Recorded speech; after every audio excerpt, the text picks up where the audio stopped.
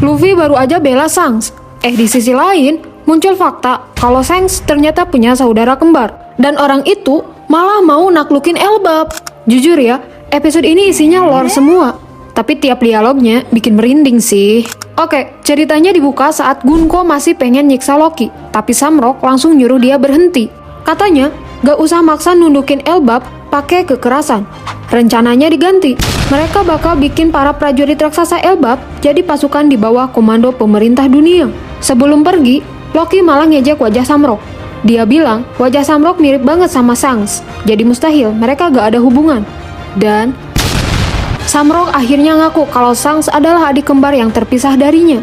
Katanya, Shanks pernah balik ke Tanah Suci sekali, tapi dia lebih milih hidup sebagai bajak laut dibanding jadi Tenryubito. Loki langsung ketawa sambil bilang, ternyata bajak laut terbesar dan Tenryubito bisa punya muka yang sama. Loki juga nantang mereka. Begitu rantai ini lepas, kalian bakal nyesel. Samrock cuma senyum tipis. Katanya, gak perlu dia sendiri yang turun tangan. Tiba-tiba dia ngeluarin pedangnya. Dan pedang itu berubah jadi Kerberos. Seekor anjing berkepala 3, masing-masing mulutnya menggigit pedang. Loki sampai bengong tuh. Belum selesai, ketiga kepala Kerberos itu malah copot, terus melayang di udara. Samrock sama Gunko langsung kabur, sedangkan Loki mulai panik karena 3 pedang itu muter-muter di atas kepalanya. Dia berusaha mutusin rantai, tapi gagal. Dan, 3 pedang itu langsung nusuk tubuh Loki.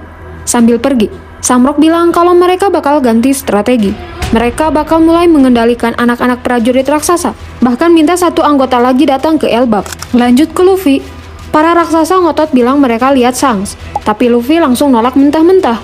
Katanya, Shanks gak mungkin ngelakuin hal kayak gitu.